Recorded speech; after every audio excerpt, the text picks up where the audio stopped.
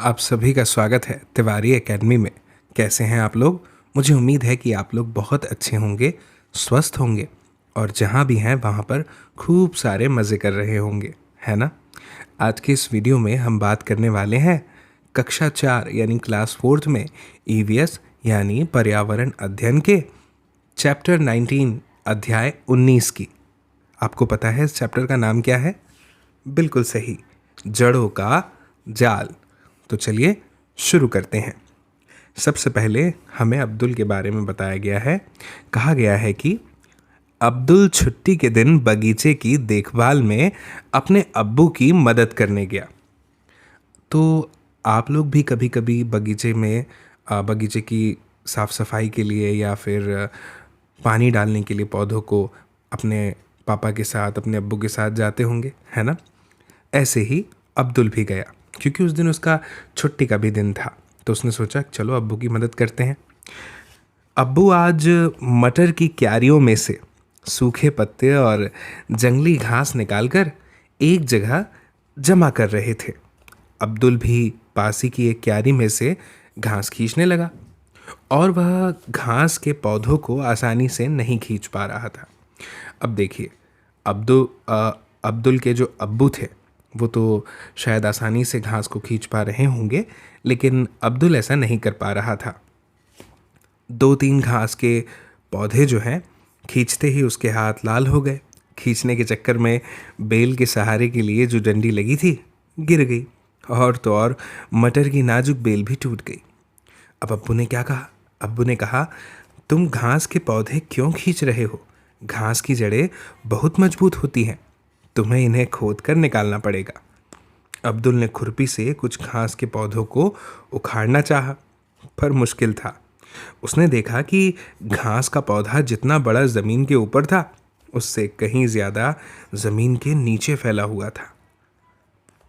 घास का छोटा सा पौधा भी आसानी से क्यों नहीं निकल पाया, जबकि मटर की बेल के सहारे के लिए लगी डंडी एक झटके में गिर गई।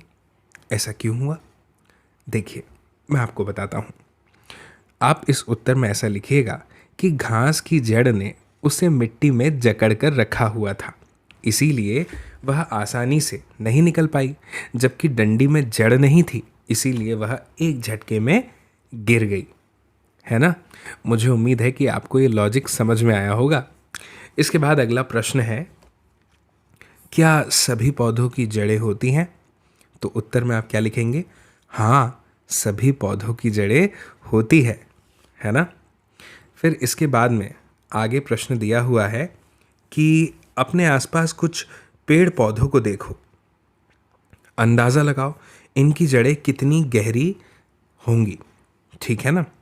तो देखो, अगर हम बात करें कि किसकी जड़ें ज़्यादा गहरी है, किसकी जड़ें जो हैं वो कम गहरी हैं, तो मैं आपको बताता हूँ। आपने नीम का देखा होगा, वृक्ष है ना, या नीम का छोटा पेड़ देखा होगा, पौधा मान लीजिए।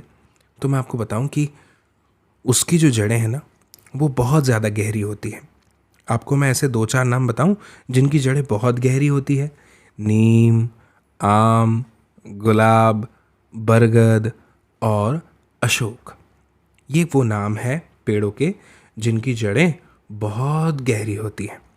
और इनकी तुलना में कुछ कम गहरी जड़ों वाले अगर पौधों की मैं बात करूं, तो जैसे तुलसी, मनी प्लांट, गेंदा या पान।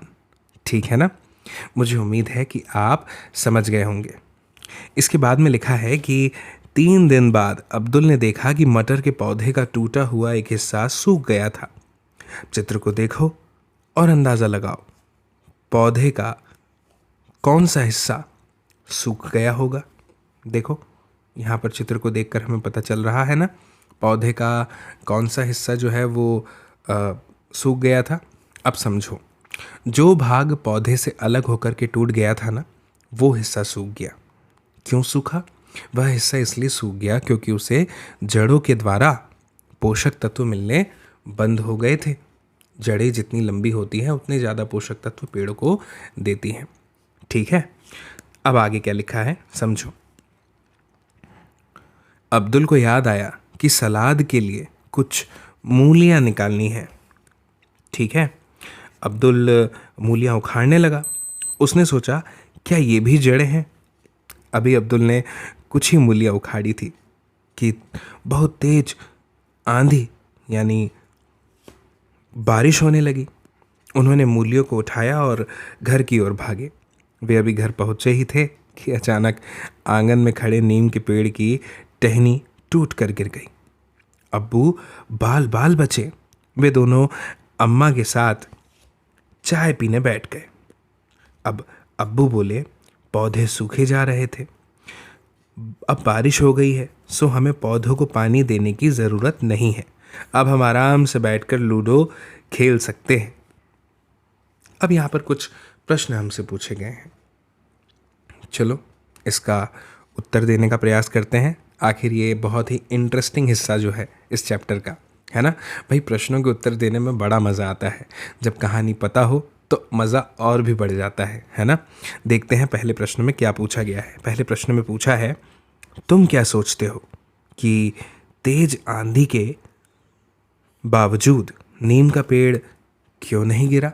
तो देखिए, जब आप इसका उत्तर लिखने जाएं तो आप ऐसा लिखिएगा कि नीम के पेड़ की जड़ मजबूत व ज़मीन के नीचे अधिक गहराई तक है, इसीलिए तेज आंधी के बावजूद नीम का पेड़ नहीं गिरा। ठीक है ना। इसके बाद अगला प्रश्न है, मुरझाए हुए पौधों को पानी देने से उनकी पत्तियां फिर से हरी हो जाती है, कैसे? इसके उत्तर में आप लिखिएगा, मुरझाए हुए पौधों को पानी देने पर जड़ पानी को सोखती है, जिससे पूरे पौधे को जल उपलब्ध होता है, जिसके कारण मुरझाए हुए पौधे की पत्तियां फिर से हरी भरी हो जाती हैं। अब इसके बाद में अगला प्रश्न है कि तुम्हें क्या लगता है, क्या सभी पौधों को पानी चाहिए? तो इसके उत्तर में आप लिखेंगे, हाँ, सभी पौधों को पानी की आवश्यकता होती है। ठीक है ना। इसके बाद में लिखा है, तुम्हारे आसपास किन पौधों को नियमित रूप से पानी देने की ज़रूरत होती है? नियमित रूप से तो मैं अपना उत्तर आपको बताता हूँ, तुलसी तथा मनी प्लांट। ठीक है ना। फिर आगे लिखा है, अगर इन पौधों को पानी न दें, है ना, मान लो कि हमने इन पौधों को पानी नहीं दिया, तब क्या होगा? तो उत्तर में क्या लिखेंगे, अगर इन पौधों को पानी न दें तो ये मुरझा या सूख जाएंगे। ठीक है ना। इसके बाद में लिखा है, अब्दुल का ध्यान इस बात पर गया कि उसने तो कभी नीम के पेड़ को पानी नहीं दिया। उसने सोचा, नीम के पेड़ को पानी मिलता कहाँ से है? तो आप इसके जवाब में लिख सकते हैं कि नीम के पेड़ को पानी ज़मीन के अंदर से मिलता है। ठीक है ना भाई। मुझे उम्मीद है कि आपको ये सब समझ में आ रहा होगा। इसके बाद में है, अब्दुल को यह सोचकर आश्चर्य हुआ, क्या मूली भी जड़ है? अगर है तो क्यों? तो इसके उत्तर में आप लिख सकते हैं कि क्योंकि अब्दुल को अंदाज़ा नहीं था कि हम जड़ यानी मूली भी खा सकते हैं, क्योंकि हम घास, गुलाब आदि की जड़ों को नहीं खाते। ठीक है। फिर है, नीचे दिए गए चित्रों को देखो, पता लगाओ इनमें कौन सी सब्जियां पौधों की जड़ें हैं। तो देखो, मैं आपको बताता हूँ कैसे हम पता लगा सकते हैं। मतलब मैं आपको बताता हूँ कि कौन कौन सी जड़ें हैं। ठीक है। भटा जड़ नहीं है, ये है गाजर, है ना। तो मैं आपको बता दूं कि गाजर जो है वो जड़ है। ठीक है। इसके बाद में जो सब्ज़ी का चित्र दिया गया है, लौकी ये नहीं है, फूल गोभी ये भी नहीं है, ये जो लगा हुआ है ये भी नहीं है, मूली की अगर बात करें तो ये जड़ है ना। और इसके अलावा हाँ, ये चुकंदर जो है ये भी जड़ है। ठीक है। अब आप समझ गए ना। अब आगे है सवाल ही सवाल। आजकल तो अब्दुल के दिमाग में पौधे ही घूमते हैं। उनके बारे में अनेकों सवाल उठते हैं। स्कूल की दीवार से एक पौधा निकलते देखकर अब्दुल सोचने लगा, इस पौधे की जड़ें कहाँ तक जा रही होंगी? क्या आपने भी कभी किसी दीवार से पौधा निकलते हुए देखा है? चलिए हम अब्दुल के प्रश्नों का उत्तर देते हैं, है ना। इस पौधे की जड़ें कहाँ तक जा रही होंगी? तो इसके उत्तर में आप लिख सकते हैं कि इस पौधे की जड़ें मिट्टी तक जा रही होंगी। फिर आगे है, इसकी जड़ों को पानी कहाँ से मिलता होगा? तो मैं आपको बता दूं कि इसकी जड़ों को पानी मिट्टी से मिलता होगा। इसके बाद में है, यह पौधा कितना बड़ा होगा? तो आप ऐसा लिख सकते हैं कि यह पौधा अत्यधिक बड़ा हो जाएगा। फिर लिखा है, दीवार का क्या होगा? तो मैं आपको बता दूं कि दीवार की जो दरार है वो बढ़ जाएगी। ठीक है। फिर है, सामने के चित्र में दिखाए गए पौधे को पहचानो और नाम बताओ। तो ये जो पौधा है इसका नाम क्या है? वेरी गुड, इसका नाम है पीपल। ठीक है। आगे है कि क्या तुमने कभी किसी दीवार की दरार से कोई पौधा उगते हुए देखा है? कहाँ पर? उसे देखकर क्या तुम्हारे मन में कोई सवाल उठा है? तो मैं आपको बता दूं कि हाँ, मैं मेरी बताता हूँ। हाँ, मैंने स्कूल की बाउंड्री की दीवार पर पौधा उगते हुए देखा है। सवाल जो मेरे मन में उठे वो ये है कि ये कितना बड़ा होगा? क्या दीवार टूट जाएगी? क्या प्रिंसिपल इसे कटवा देंगे? ऐसे कुछ प्रश्न मेरे दिमाग में आए थे। इसके बाद में है, कुछ प्रश्न बनाओ, अपने बड़ों से उनके उत्तर पता करो, उस पौधे का नाम पता करो जिसे तुमने देखा। ठीक है। तो ये तो चूंकि प्रश्न बनाने का काम है तो आप स्वयं से कीजिएगा। ठीक है। इसके बाद में है कि अब्दुल ने देखा। क्या देखा अब्दुल ने? कि रास्ते में एक बहुत बड़ा पेड़ गिरा हुआ था और उस पेड़ की कुछ टूटी हुई जड़ें भी दिखाई दी। उसे अपने घर का नीम का पेड़ याद आ गया। उसने सोचा, क्या इतने बड़े पेड़ को किसी ने उखाड़ा होगा या अपने आप ही गिर गया? तो इसके उत्तर में मैं आपको बता दूं कि कई बार मिट्टी के कटाव के कारण जो जड़ है उसकी मजबूती कम हो जाती है और फिर पेड़ गिर जाता है। फिर आगे है, यह पेड़ कितना पुराना होगा? तो मैं आपको बता दूं कि यह पेड़ लगभग 60 से 70 साल पुराना हो सकता है।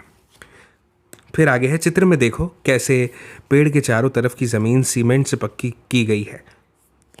इसे बारिश का पानी कैसे मिलेगा?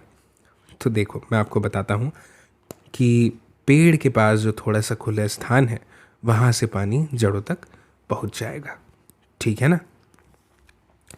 फिर आगे है, बताओ तुम्हारे इलाके में सबसे पुराने पेड़ कौन से हैं?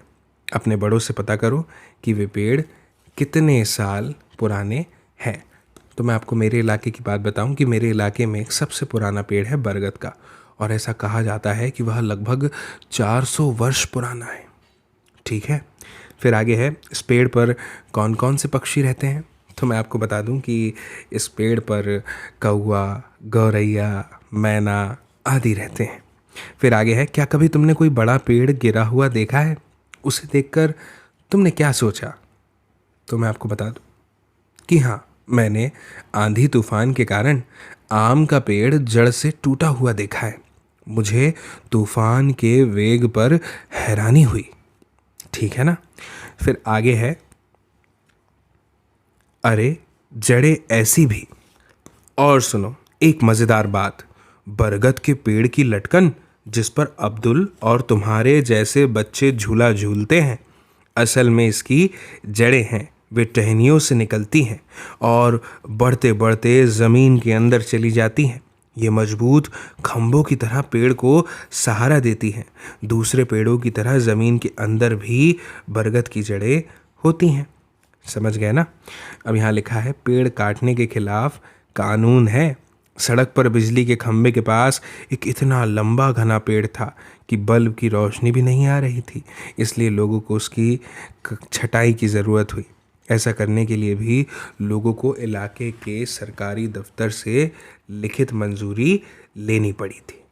क्या तुमने कभी कोई ऐसा पेड़ देखा है जिसकी जड़ें टहनियों से लटकती हों? है ना। तो हाँ, मैंने एक बरगद का पेड़ ऐसा देखा था। ठीक है।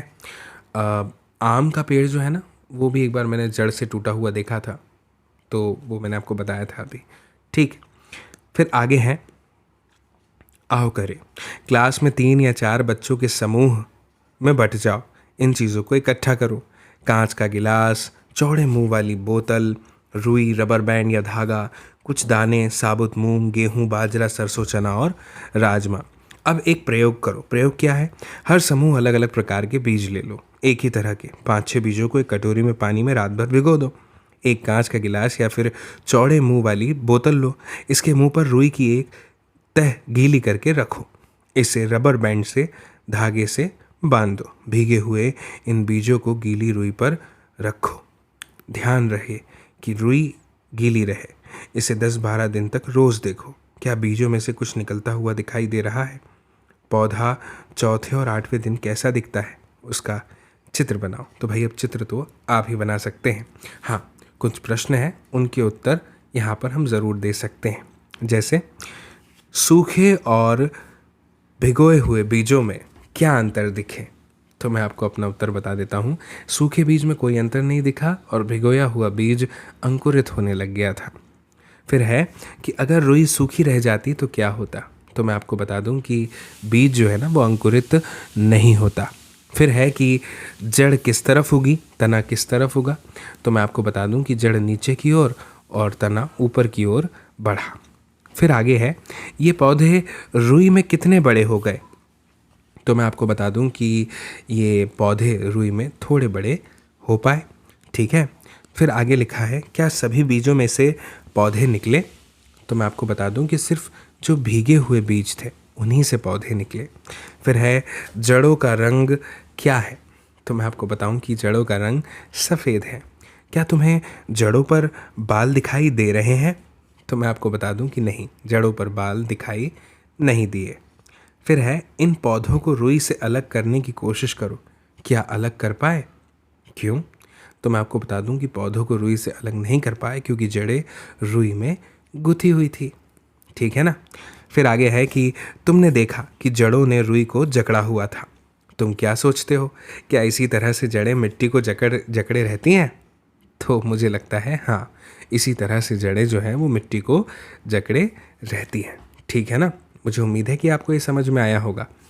आगे है, क्या तुम जानते हो ऑस्ट्रेलिया में एक पेड़ पाया जाता है जिसका नाम है रेगिस्तानी ओक। इसकी ऊंचाई तुम्हारी क्लास की दीवार के लगभग होती है और पत्तियां बहुत ही कम। अंदाज़ा लगाओ इसकी जड़ें ज़मीन में कितनी गहरी जाती होंगी। सोचो, यदि ऐसे 30 पेड़ ज़मीन पर लाइन से लटा दिए जाएं, उस लंबाई तक ज़मीन में गहरी जाती है।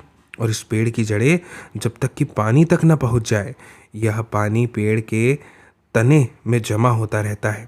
उस इलाके में रहने वाले लोग यह बात जानते थे। जब कभी इस इलाके में पानी नहीं होता तो वहाँ के लोग इसके तने के अंदर पतला पाइप डालकर पानी निकाल लेते थे। क्या क्या बढ़ता है? आरिफ और रूपाली में आपस में बहस छिड़ गई कि ये चीज़ें बढ़ती हैं। आरिफ कहता है, पत्ते, मुन्ना, कली, पिल्ला, नाखून, गाड़ी। रूपाली कहती है, चांद, पेड़, मैं, बाल, तरबूज, मच्छर और कौवा। अब हमें ये बताना है तुम्हें क्या लगता है इनमें से कौन कौन सी चीज़ें बढ़ती हैं। तुम भी अपनी एक सूची बनाओ और यहाँ पर लिख दो। तो ठीक है, आप यहाँ पर लिख सकते हैं। जैसे प्रश्न में अगर बढ़ने वाली चीज़ों की बात की जाए तो पत्ते बढ़ते हैं, मुन्ना बढ़ता है, कली बढ़ती है, पिल्ला बढ़ता है, नाखून बढ़ते हैं, पेड़, बाल, तरबूज, मच्छर, कौवा, ये सब बढ़ता है। और इसके अलावा अगर बात करें तो जैसे कि आदमी, बिल्ली, कुत्ता, आम, बंदर, ऊँट, पौधे, ये सब भी बढ़ते हैं, है ना। फिर आगे है, तुम अपने बारे में सोचो। तुम किस किस तरह से पिछले कुछ वर्षों में बदले हो। जैसे क्या तुम्हारी लंबाई बढ़ी है? पिछले 1 साल में कितनी बढ़ी है? तो हाँ, पिछले 1 साल में अगर मैं अपनी बात करूँ 7 इंच लंबाई बढ़ी है। आप अपना उत्तर लिख सकते हैं। फिर है, सोचो अगर तुमने अपने नाखून कभी काटे ही नहीं होते तो वो कितने बड़े होते। अपनी कॉपी में उनका चित्र बनाकर दिखाओ। तो मैं आपको बता दूं कि वे बहुत बड़े होते, है ना। चित्र तो आप बना ही सकते हैं।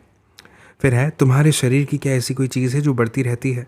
क्या उसे समय समय पर काटना पड़ता है? तो हाँ, वो बाल हैं और नाखून हैं जो बढ़ते रहते हैं और समय समय पर उनकी काट छाट करनी पड़ती है ना।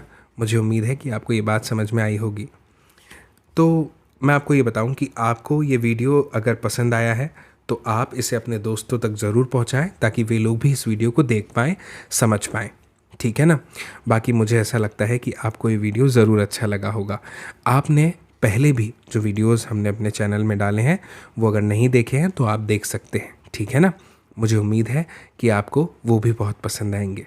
आपने अगर अभी तक इस चैनल को सब्सक्राइब नहीं किया है तो कर लीजिए, आने वाले वीडियोस आपको इसी तरह से मिलते रहेंगे। उम्मीद है कि आपको सभी वीडियोस पसंद आते हैं और जल्दी हमारी फिर से मुलाकात होगी अगली नई जानकारी के साथ, अगले नए वीडियो में। तब तक के लिए आप सभी को मेरा नमस्कार।